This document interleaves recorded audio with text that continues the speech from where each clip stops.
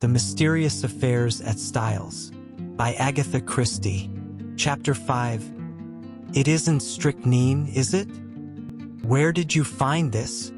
I asked Poirot in lively curiosity. In the wastepaper basket. You recognize the handwriting. Yes, it is Mrs. Inglethorpe's. But what does it mean? Poirot shrugged his shoulders. I cannot say, but it is suggestive. A wild idea flashed across me. Was it possible that Mrs. Inglethorpe's mind was deranged? Had she some fantastic idea of demoniacal possession? And, if that were so, was it not also possible that she might have taken her own life?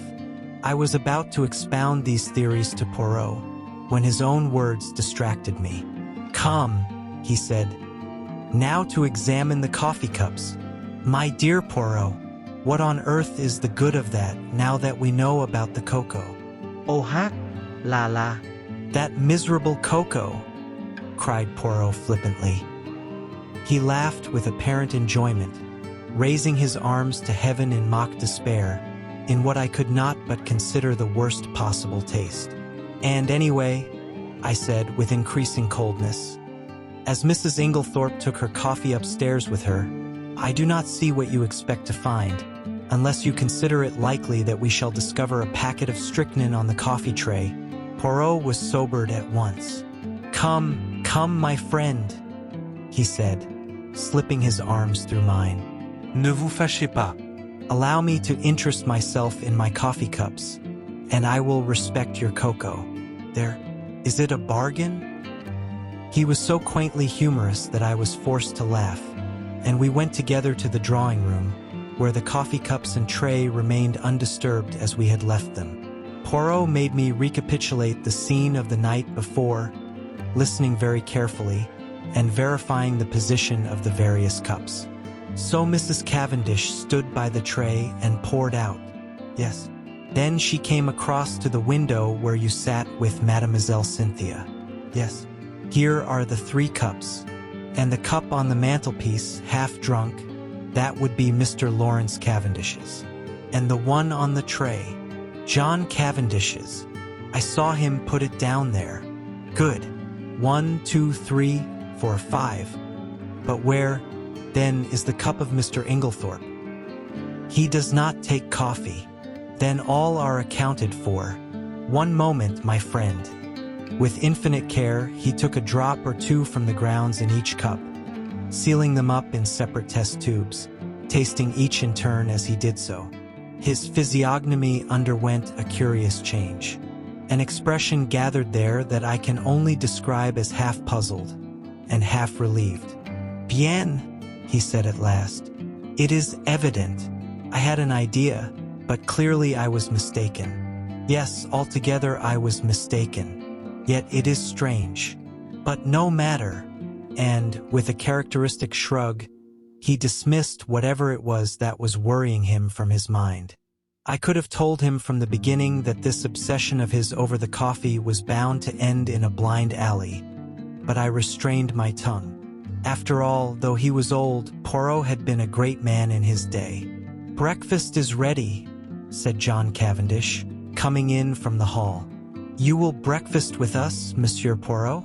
Poirot acquiesced. I observed John. Already he was almost restored to his normal self. The shock of the events of the last night had upset him temporarily, but his equable poise soon swung back to the normal. He was a man of very little imagination, in sharp contrast with his brother, who had, perhaps, too much. Ever since the early hours of the morning, John had been hard at work sending telegrams. One of the first had gone to Evelyn Howard, writing notices for the papers and generally occupying himself with the melancholy duties that a death entails. May I ask how things are proceeding? He said. Do your investigations point to my mother having died a natural death? Or must we prepare ourselves for the worst? I think, Mr. Cavendish, said Poirot gravely, that you would do well not to buoy yourself up with any false hopes.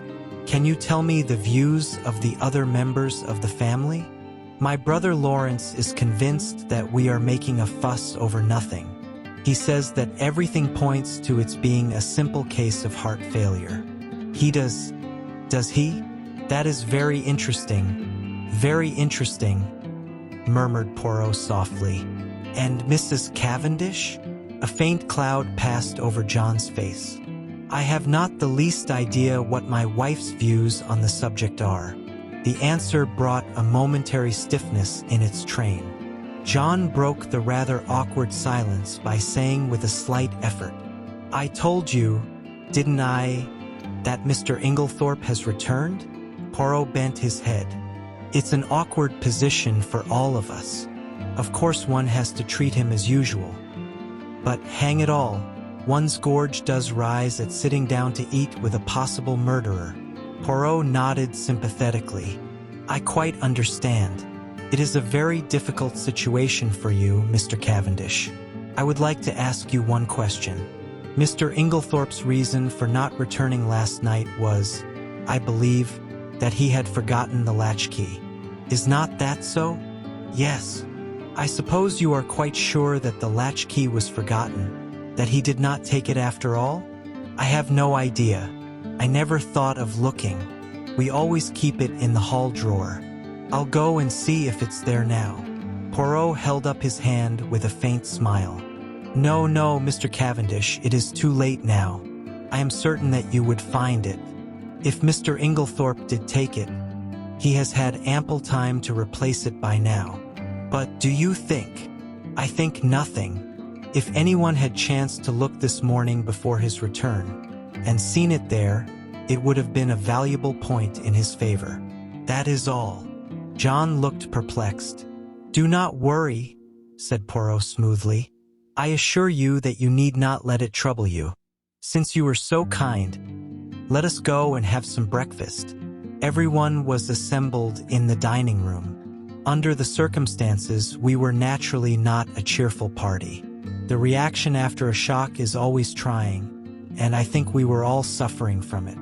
Decorum and good breeding naturally enjoined that our demeanor should be much as usual, yet I could not help wondering if this self-control were really a matter of great difficulty. There were no red eyes, no signs of secretly indulged grief. I felt that I was right in my opinion that Dorcas was the person most affected by the personal side of the tragedy. I pass over Alfred Inglethorpe, who acted the bereaved widower in a manner that I felt to be disgusting in its hypocrisy. Did he know that we suspected him, I wondered. Surely he could not be unaware of the fact, conceal it as we would. Did he feel some secret stirring of fear, or was he confident that his crime would go unpunished? Surely the suspicion in the atmosphere must warn him that he was already a marked man. But did everyone suspect him? What about Mrs. Cavendish? I watched her as she sat at the head of the table, graceful, composed, enigmatic.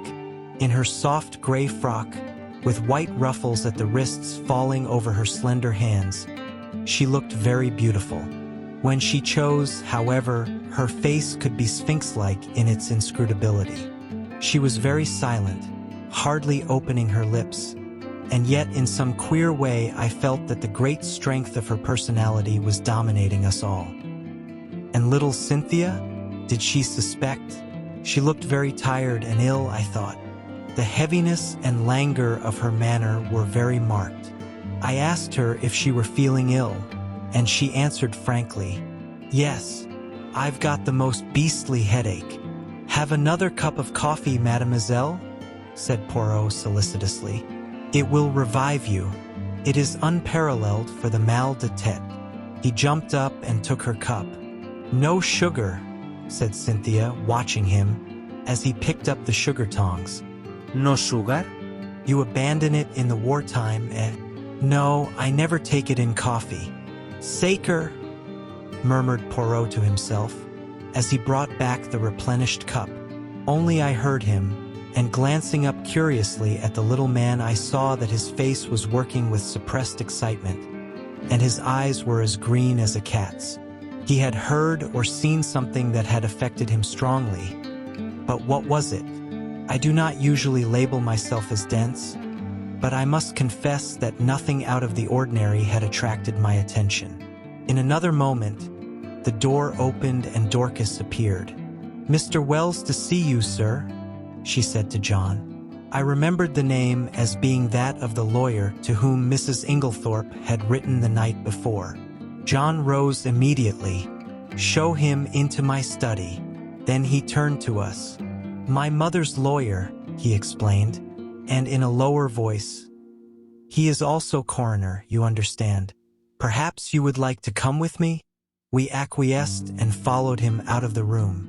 John strode on ahead, and I took the opportunity of whispering to Poirot, "There will be an inquest then?" Poirot nodded absently. He seemed absorbed in thought, so much so that my curiosity was aroused. "What is it? You are not attending to what I say." "It is true, my friend. I am much worried." "Why?" "Because Mademoiselle Cynthia does not take sugar in her coffee." "What? You cannot be serious." "But I am most serious. There is something there that I do not understand." My instinct was right. What instinct? The instinct that led me to insist on examining those coffee cups. Chut! No more now. We followed John into his study, and he closed the door behind us. Mr. Wells was a pleasant man of middle age, with keen eyes and the typical lawyer's mouth. John introduced us both and explained the reason of our presence. "You will understand, Wells," he added, "that this is all strictly private. We are still hoping that there will turn out to be no need for investigation of any kind." Quite so," said Mr. Wells soothingly. "I wish we could have spared you the pain and publicity of an inquest, but of course it's quite unavoidable in the absence of a doctor's certificate." "Yes, I suppose so." Clever Mann, Bauerstein. "Great authority on toxicology, I believe." "Indeed," said John with a certain stiffness in his manner. Then he added rather hesitatingly, "Shall we have to appear as witnesses? All of us, I mean? You, of course, and Mr. Inglethorpe." A slight pause ensued before the lawyer went on in his soothing manner. "Any other evidence will be simply confirmatory, a mere matter of form." "I see." A faint expression of relief swept over John's face. Puzzled me, for I saw no occasion for it. "If you know of nothing to the contrary," pursued Mr. Wells, "I had thought of Friday. That will give us plenty of time for the doctor's report. The post-mortem is to take place tonight, I believe." "Yes." "Then that arrangement will suit you?" "Perfectly. I need not tell you, my dear Cavendish, how distressed I am at this most tragic affair." "Can you give us no help in solving it, monsieur?" interposed Poirot, speaking for the first time since we had entered the room. "Yes, we heard that Mrs. Inglethorpe wrote to you last night.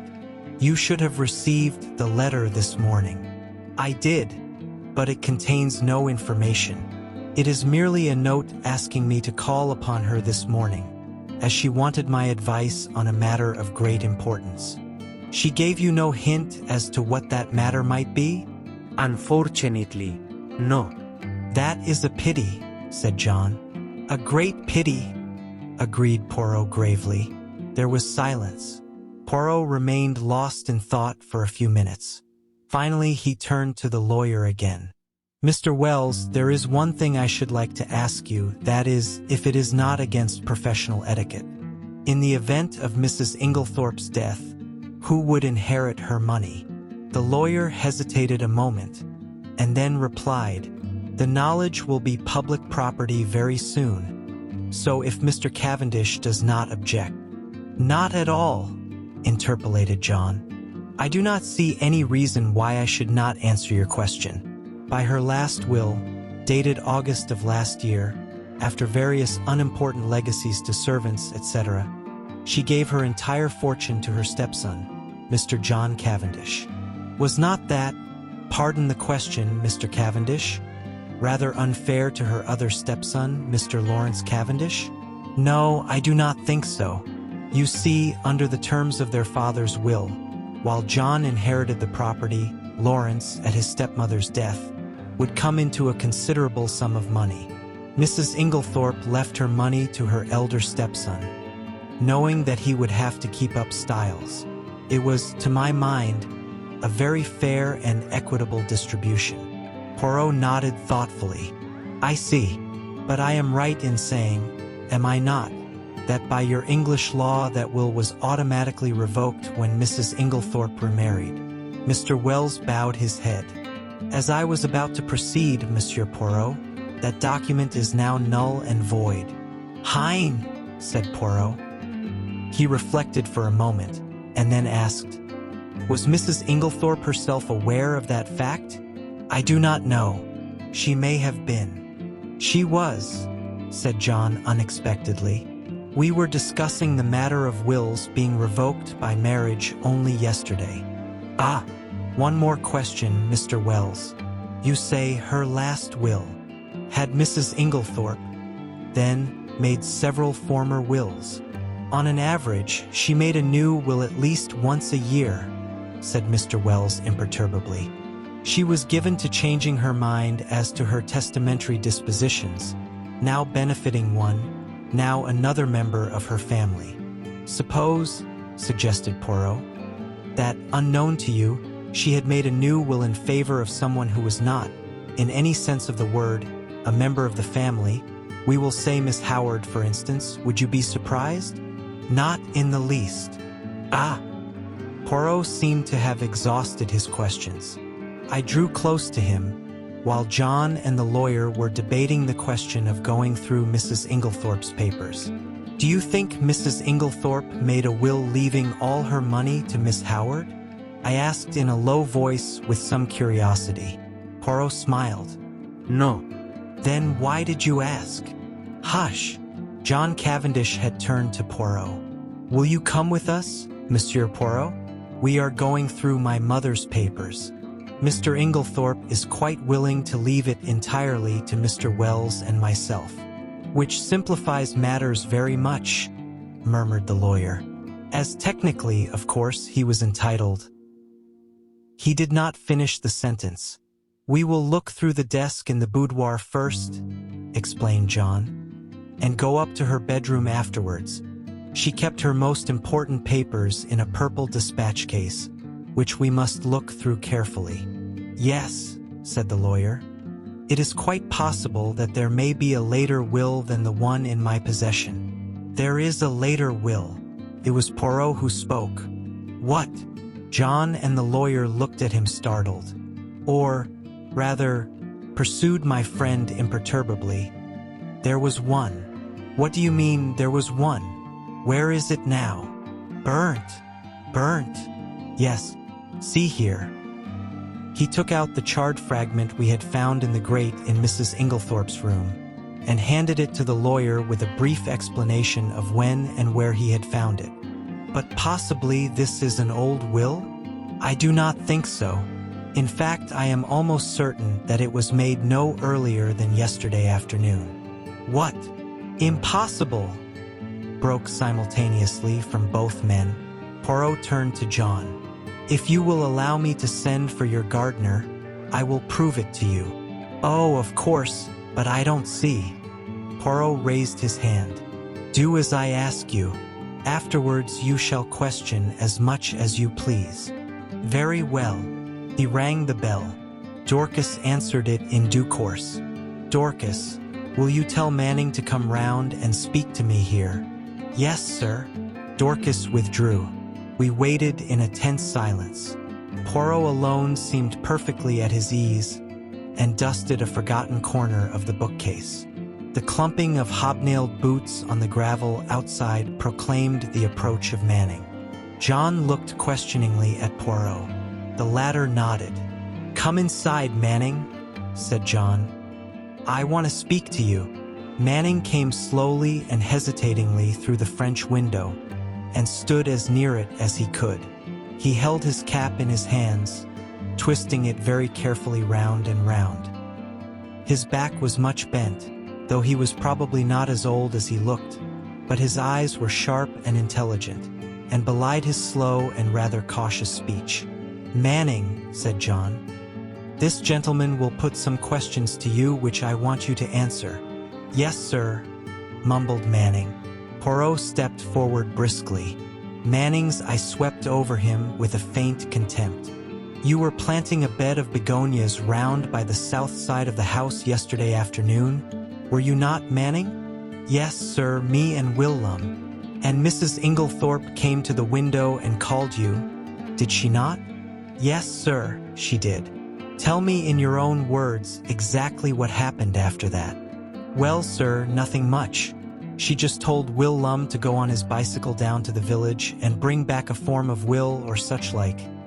I don't know what exactly. She wrote it down for him." Well, he did, sir." "And what happened next?" "We went on with the begonias, sir." "Did not Mrs. Inglethorpe call you again?" "Yes, sir. Both me and Will-Lum she called. And then she made us come right in and sign our names at the bottom of a long paper, under where she'd signed." "Did you see anything of what was written above her signature?" asked Poirot sharply. "No, sir. There was a bit of blotting paper over that part." "And you signed where she told you?" "Yes, sir. First me and then Will-Lum." "What did she do with it afterwards?" "Well, sir, she slipped it into a long envelope and put it inside a sort of purple box that was standing on the desk." "What time was it when she first called you?" "About 4, I should say, sir." "Not earlier? Couldn't it have been about 3:30? "No, I shouldn't say so, sir. It would be more likely to be a bit after 4, not before it." "Thank you, Manning, that will do," said Poirot pleasantly. The gardener glanced at his master, who nodded, whereupon Manning lifted a finger to his forehead with a low mumble and backed cautiously out of the window. We all looked at each other. "Good heavens," murmured John. "What an extraordinary coincidence." "How a coincidence?" "That my mother should have made a will on the very day of her death." Mr. Wells cleared his throat and remarked drily, "Are you so sure it is a coincidence, Cavendish?" "What do you mean?" "Your mother, you tell me, had a violent quarrel with someone yesterday afternoon." "What do you mean?" cried John again. There was a tremor in his voice, and he had gone very pale. "In consequence of that quarrel, your mother very suddenly and hurriedly makes a new will. The contents of that will we shall never know. She told no one of its provisions. This morning, no doubt, she would have consulted me on the subject. But she had no chance. The will disappears, and she takes its secret with her to her grave. Cavendish, I much fear there is no coincidence there. Monsieur Poirot, I am sure you agree with me that the facts are very suggestive." "Suggestive or not," interrupted John, "we are most grateful to Monsieur Poirot for elucidating the matter. But for him, we should never have known of this will. I suppose I may not ask you, monsieur, what first led you to suspect the fact?" Poirot smiled and answered, "A scribbled over old envelope and a freshly planted bed of begonias." John, I think, would have pressed his questions further, but at that moment the loud purr of a motor was audible, and we all turned to the window as it swept past. "Evie!" cried John. "Excuse me, Wells." He went hurriedly out into the hall. Poirot looked inquiringly at me. "Miss Howard," I explained. "Ah, I am glad she has come. There is a woman with a head and a heart too, Hastings. Though the good God gave her no beauty." I followed John's example and went out into the hall, where Miss Howard was endeavoring to extricate herself from the voluminous mass of veils that enveloped her head. As her eyes fell on me, a sudden pang of guilt shot through me.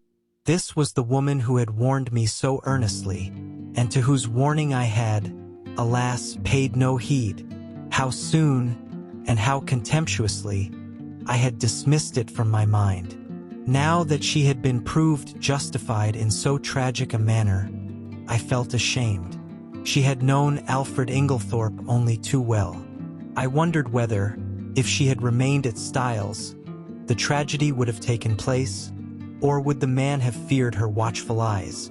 I was relieved when she shook me by the hand, with her well-remembered painful grip. The eyes that met mine were sad, but not reproachful. That she had been crying bitterly, I could tell by the redness of her eyelids, but her manner was unchanged from its old gruffness. Started the moment I got the wire. Just come off night duty. Hired car. Quickest way to get here. Have you had anything to eat this morning, Evie? Asked John. No. I thought not.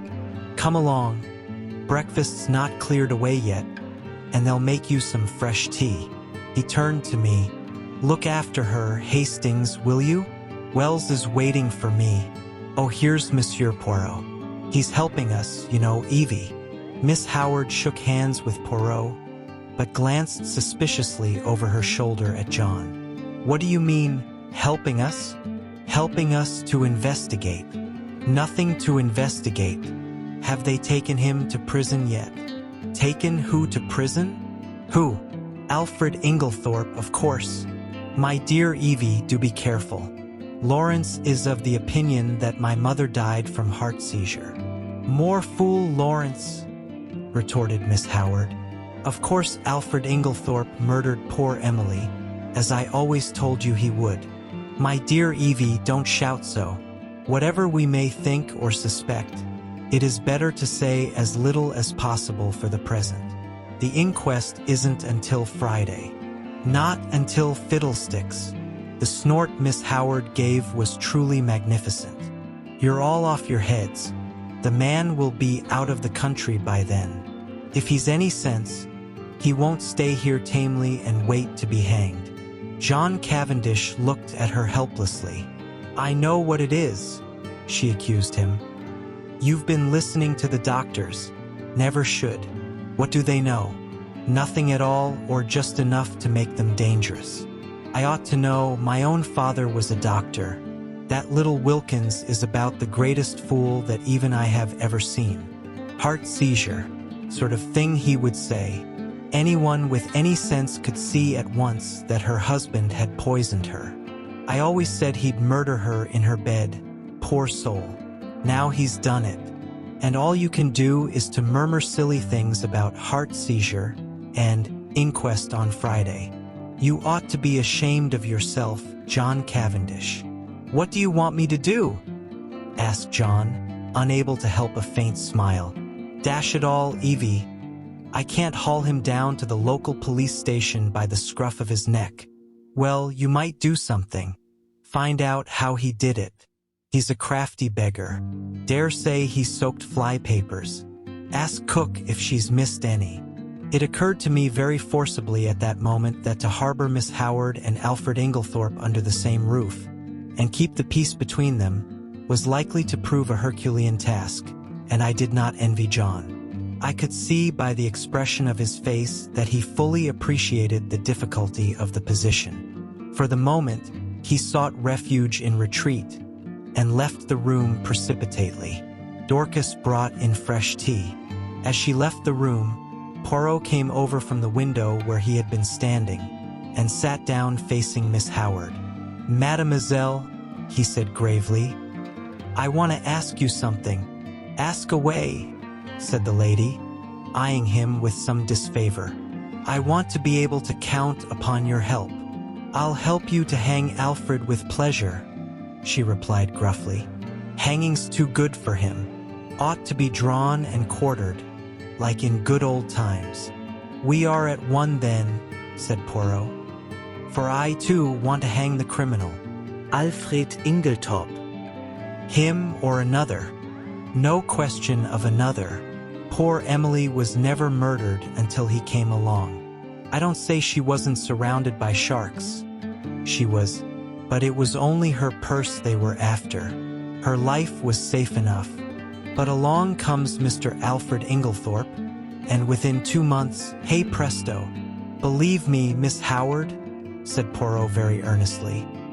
If Mr. Inglethorpe is the man, he shall not escape me. On my honor, I will hang him as high as Haman." "That's better," said Miss Howard more enthusiastically. "But I must ask you to trust me. Now your help may be very valuable to me. I will tell you why.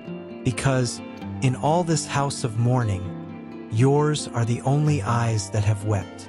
Miss Howard blinked, and a new note crept into the gruffness of her voice.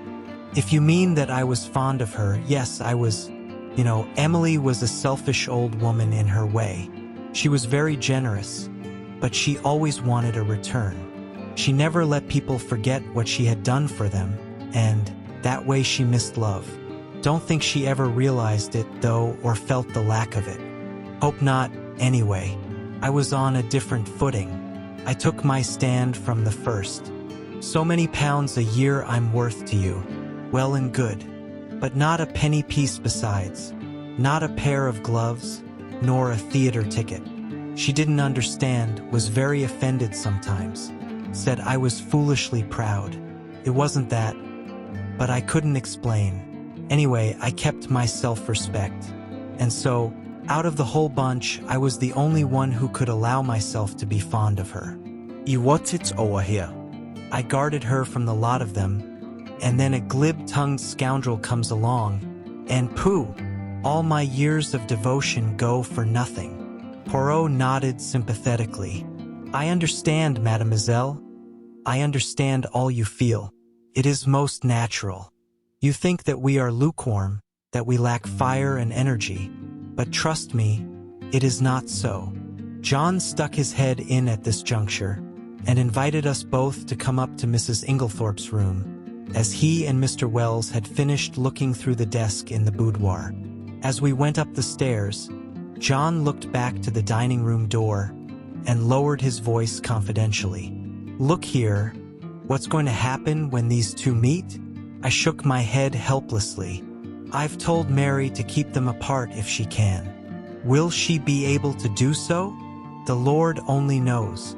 There's one thing, Inglethorpe himself won't be too keen on meeting her. You've got the keys still, haven't you, Poirot?" I asked as we reached the door of the locked room. Taking the keys from Poirot, John unlocked it, and we all passed in. The lawyer went straight to the desk, and John followed him. "My mother kept most of her important papers in this dispatch case, I believe," he said. Poirot drew out the small bunch of keys. "Permit me. I locked it out of precaution this morning, but it's not locked now." Impossible. "See," and John lifted the lid as he spoke. "Millis tonnerres," cried Poirot, dumbfounded. "And I, who have both the keys in my pocket." He flung himself upon the case. Suddenly he stiffened. Et voilà une affaire. "This lock has been forced." "What?" Poirot laid down the case again. "But who forced it? Why should they? When? But the door was locked." These exclamations burst from us disjointedly. Poirot answered them categorically, almost mechanically. "Who? That is the question. Why? If I only knew. When? Since I was here an hour ago. As to the door being locked, it is a very ordinary lock. Probably any other of the door keys in this passage would fit it." We stared at one another blankly. Poirot had walked over to the mantelpiece. He was outwardly calm, but I noticed his hands, which from long force of habit were mechanically straightening the spill vases on the mantelpiece, were shaking violently. "See here, it was like this," he said at last. "There was something in that case, some piece of evidence, slight in itself perhaps, but still enough of a clue to connect the murderer with the crime. It was vital to him that it should be destroyed before it was discovered and its significance appreciated. Therefore, he took the risk, the great risk of coming in here. Finding the case locked, he was obliged to force it, thus betraying his presence. For him to take that risk, it must have been something of great importance. But what was it?" "Ah!" cried Poirot with a gesture of anger. "That I do not know.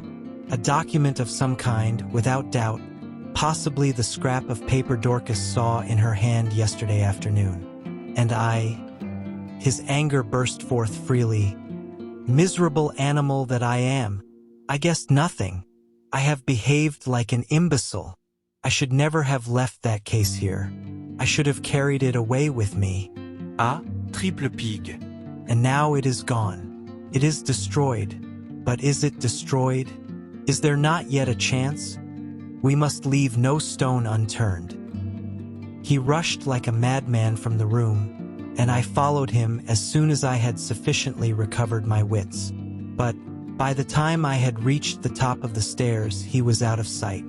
Mary Cavendish was standing where the staircase branched, staring down into the hall in the direction in which he had disappeared. "What has happened to your extraordinary little friend, Mr. Hastings? He has just rushed past me like a mad bull." "He's rather upset about something," I remarked feebly. I really did not know how much Poirot would wish me to disclose.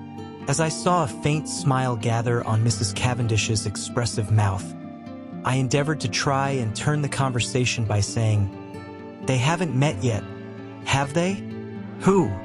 "Mr. Inglethorpe and Miss Howard." She looked at me in rather a disconcerting manner. "Do you think it would be such a disaster if they did meet?" "Well, don't you?" I said, rather taken aback. "No," she was smiling in her quiet way. "I should like to see a good flare-up. It would clear the air. At present we are all thinking so much and saying so little." "John doesn't think so," I remarked. "He's anxious to keep them apart." "Oh, John." Something in her tone fired me, and I blurted out, "Old John's an awfully good sort." She studied me curiously for a minute or two, and then said, to my great surprise, "You are loyal to your friend. I like you for that. Aren't you my friend too?" "I am a very bad friend." "Why do you say that?" "Because it is true. I am charming to my friends one day, and forget all about them the next. I don't know what impelled me, but I was nettled, and I said foolishly and not in the best of taste, 'Yet you seem to be invariably charming to Dr. Bauerstein.' Instantly I regretted my words. Her face stiffened. I had the impression of a steel curtain coming down and blotting out the real woman. Without a word, she turned and went swiftly up the stairs, whilst I stood like an idiot gaping after her. I was recalled to other matters by a frightful row going on below. I could hear Poirot shouting and expounding. I was vexed to think that my diplomacy had been in vain. The little man appeared to be taking the whole house into his confidence, a proceeding of which I, for one, doubted the wisdom. Once again, I could not help regretting that my friend was so prone to lose his head in moments of excitement. I stepped briskly down the stairs. The sight of me calmed Poirot almost immediately. I drew him aside. "My dear fellow," I said, "is this wise? Surely you don't want the whole house to know of this occurrence? You are actually playing into the criminal's hands." "You think so, Hastings?" "I am sure of it." Well, my friend, I will be guided by you." "Good. Although, unfortunately, it is a little too late now." "Sure." He looked so crestfallen and abashed that I felt quite sorry, though I still thought my rebuke a just and wise one. "Well," he said at last, "let us go, mon ami. You have finished here?" "For the moment, yes. You will walk back with me to the village." "Willingly." He picked up his little suitcase, and we went out through the open window in the drawing room. Cynthia Murdoch was just coming in, and Poirot stood aside to let her pass. "Excuse me, mademoiselle. 1 minute." "Yes?" She turned inquiringly. "Did you ever make up Mrs. Inglethorpe's medicines?" A slight flush rose in her face, as she answered rather constrainedly, "No." "Only her powders?" The flush deepened as Cynthia replied, "Oh, yes. I did make up some sleeping powders for her once. These? Poirot produced the empty box which had contained powders. She nodded. Can you tell me what they were? Sulfonal? Veronal? No, they were bromide powders. Ah, thank you, mademoiselle. Good morning. As we walked briskly away from the house, I glanced at him more than once. I had often before noticed that, if anything excited him, his eyes turned green like a cat's. They were shining like emeralds now. My friend, he broke out at last, I have a little idea, a very strange and probably utterly impossible idea, and yet, it fits in. I shrugged my shoulders. I privately thought that Poirot was rather too much given to these fantastic ideas. In this case, surely the truth was only too plain and apparent. So that is the explanation of the blank label on the box, I remarked. Very simple, as you said. I really wonder that I did not think of it myself. Poirot did not appear to be listening to me. They have made one more discovery là-bas, he observed, jerking his thumb over his shoulder in the direction of Styles. Mr. Wells told me as we were going upstairs. What was it? Locked up in the desk in the boudoir, they found a will of Mrs. Inglethorpe's, dated before her marriage, leaving her fortune to Alfred Inglethorpe. It must have been made just at the time they were engaged. It came quite as a surprise to Wells, and to John Cavendish also. It was written on one of those printed will forms, and witnessed by two of the servants, not Dorcas. Did Mr. Inglethorpe know of it? He says not. One might take that with a grain of salt, I remarked skeptically. All these wills are very confusing. Tell me, how did those scribbled words on the envelope help you to discover that a will was made yesterday afternoon? Poirot smiled. Mon ami, have you ever, when writing a letter, been arrested by the fact that you did not know how to spell a certain word? Yes, often. I suppose everyone has. Exactly. And have you not, in such a case, tried the word once or twice on the edge of the blotting paper, or a spare scrap of paper, to see if it looked right? Well, that is what Mrs. Inglethorpe did. You will notice that the word possessed is spelt first with one S and subsequently with two correctly. To make sure, she had further tried it in a sentence. Thus, I am possessed. Now, what did that tell me? It told me that Mrs. Inglethorpe had been writing the word possessed that afternoon, and having the fragment of paper found in the grate fresh in my mind, the possibility of a will, a document almost certain to contain that word, occurred to me at once. This possibility was confirmed by a further circumstance. In the general confusion, the boudoir had not been swept that morning, and near the desk were several traces of brown mold and earth. The weather had been perfectly fine for some days, and no ordinary boots would have left such a heavy deposit. I strolled to the window and saw at once that the begonia beds had been newly planted. The mold in the beds was exactly similar to that on the floor of the boudoir, and also I learnt from you that they had been planted yesterday afternoon. I was now sure that one, or possibly both of the gardeners, for there were two sets of footprints in the bed, had entered the boudoir, for if Mrs. Inglethorpe had merely wished to speak to them, she would in all probability have stood at the window, and they would not have come into the room at all. I was now quite convinced that she had made a fresh will, and had called the two gardeners in to witness her signature.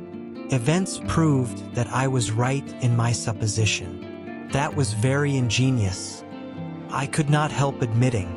I must confess that the conclusions I drew from those few scribbled words were quite erroneous. He smiled. You gave too much rein to your imagination. Imagination is a good servant and a bad master. The simplest explanation is always the most likely. Another point. How did you know that the key of the dispatch case had been lost? I did not know it. It was a guess that turned out to be correct. You observed that it had a piece of twisted wire through the handle. That suggested to me at once that it had possibly been wrenched off a flimsy keyring. Now, if it had been lost and recovered, Mrs. Inglethorpe would at once have replaced it on her bunch. But on her bunch I found what was obviously the duplicate key, very new and bright, which led me to the hypothesis that somebody else had inserted the original key in the lock of the dispatch case. "Yes," I said. "Alfred Inglethorpe, without doubt." Poirot looked at me curiously. "You are very sure of his guilt?" "Well, naturally. Every fresh circumstance seems to establish it more clearly." "On the contrary," said Poirot quietly, "there are several points in his favor." "Oh, come now." "Yes, I see only one. And that he was not in the house last night. Bad shot, as you English say. You have chosen the one point that to my mind tells against him." "How is that?" "Because if Mr. Inglethorpe knew that his wife would be poisoned last night, he would certainly have arranged to be away from the house. His excuse was an obviously trumped-up one. That leaves us two possibilities. Either he knew what was going to happen, or he had a reason of his own for his absence." "And that reason?" I asked skeptically. Poirot shrugged his shoulders. "How should I know? Discreditable without doubt. This Mr. Inglethorpe, I should say, is somewhat of a scoundrel, but that does not of necessity make him a murderer." I shook my head, unconvinced. "We do not agree, eh?" said Poirot. "Well, let us leave it. Time will show which of us is right. Now let us turn to other aspects of the case. What do you make of the fact that all the doors of the bedroom were bolted on the inside?" "Well," I considered, "one must look at it logically. True. I should put it this way. The doors were bolted. Our own eyes have told us that. Yet the presence of the candle grease on the floor and the destruction of the will prove that during the night someone entered the room." "You agree so far?" "Perfectly. Put with admirable clearness. Proceed." "Well," I said, encouraged, "as the person who entered did not do so by the window, nor by miraculous means, it follows that the door must have been opened from inside by Mrs. Inglethorpe herself. That strengthens the conviction that the person in question was her husband. She would naturally open the door to her own husband." Poirot shook his head. "Why should she? She had bolted the door leading into his room, a most unusual proceeding on her part. She had had a most violent quarrel with him that very afternoon. No, he was the last person she would admit. But you agree with me that the door must have been opened by Mrs. Inglethorpe herself?" "There is another possibility. She may have forgotten to bolt the door into the passage when she went to bed, and have got up later, towards morning, and bolted it then." "Poirot, is that seriously your opinion?"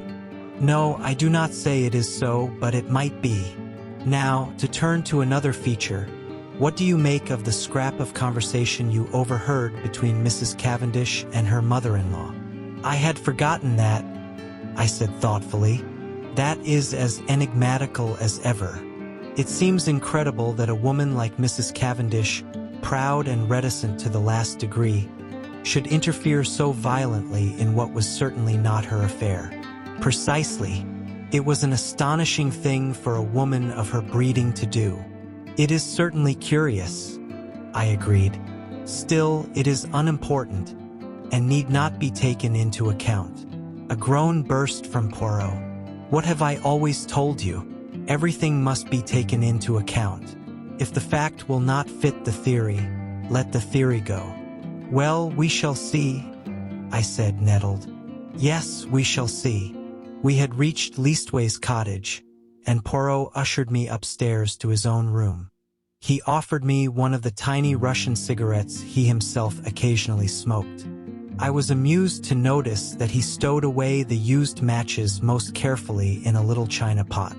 My momentary annoyance vanished. Poirot had placed our two chairs in front of the open window which commanded a view of the village street. The fresh air blew in warm and pleasant. It was going to be a hot day. Suddenly my attention was arrested by a weedy-looking young man rushing down the street at a great pace.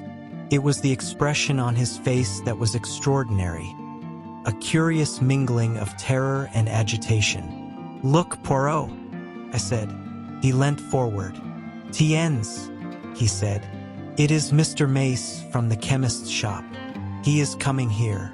The young man came to a halt before Leastway's cottage, and, after hesitating a moment, pounded vigorously at the door. "A little minute," cried Poirot from the window. "I come." Motioning to me to follow him, he ran swiftly down the stairs and opened the door. Mr. Mace began at once. "Oh, Mr. Poirot, I'm sorry for the inconvenience, but I heard that you'd just come back from the hall?" "Yes, we have." The young man moistened his dry lips. His face was working curiously. "It's all over the village about old Mrs. Inglethorpe dying so suddenly. They do say," he lowered his voice cautiously, "that it's poison." Poirot's face remained quite impassive. "Only the doctors can tell us that, Mr. Mace." "Yes, exactly, of course." The young man hesitated, and then his agitation was too much for him. He clutched Poirot by the arm and sank his voice to a whisper. "Just tell me this, Mr. Poirot. It isn't strychnine, is it?" I hardly heard what Poirot replied. Something evidently of a non-committal nature. The young man departed, and as he closed the door, Poirot's eyes met mine. "Yes," he said, nodding gravely. "He will have evidence to give at the inquest." We went slowly upstairs again. I was opening my lips when Poirot stopped me with a gesture of his hand. Not now, mon ami. I have need of reflection. My mind is in some disorder, which is not well." For about 10 minutes he sat in dead silence, perfectly still, except for several expressive motions of his eyebrows, and all the time his eyes grew steadily greener. At last he heaved a deep sigh. "It is well. The bad moment has passed. Now all is arranged and classified. One must never permit confusion. The case is not clear yet, no, for it is of the most complicated. Puzzles me, Hercule Poirot. There are 2 facts of significance. And what are they? The first is the state of the weather yesterday. That is very important. But it was a glorious day." I interrupted. "Poirot, you're pulling my leg." "Not at all." The thermometer registered 80 degrees in the shade. "Do not forget that, my friend. It is the key to the whole riddle." "And the second point?" I asked. "The important fact that Monsieur Inglethorpe wears very peculiar clothes, has a black beard, and uses glasses." "Poirot, I cannot believe you are serious." "I am absolutely serious, my friend. But this is childish." "No, it is very momentous. And supposing the coroner's jury returns a verdict of willful murder against Alfred Inglethorpe, what becomes of your theories, then? They would not be shaken because 12 stupid men had happened to make a mistake, but that will not occur. For one thing, a country jury is not anxious to take responsibility upon itself, and Mr. Inglethorpe stands practically in the position of local squire. Also," he added placidly, "I should not allow it." "You would not allow it?" "No." I looked at the extraordinary little man, divided between annoyance and amusement. He was so tremendously sure of himself. As though he read my thoughts, he nodded gently. "Oh, yes, mon ami. I would do what I say." He got up and laid his hand on my shoulder. His physiognomy underwent a complete change. Tears came into his eyes. "In all this, you see, I think of that poor Mrs. Inglethorpe who is dead. She was not extravagantly loved, no, but she was very good to us Belgians. I owe her a debt." I endeavored to interrupt, but Poirot swept on. "Let me tell you this, Hastings. She would never forgive me if I let Alfred Inglethorpe, her husband, be arrested now, when a word from me could save him."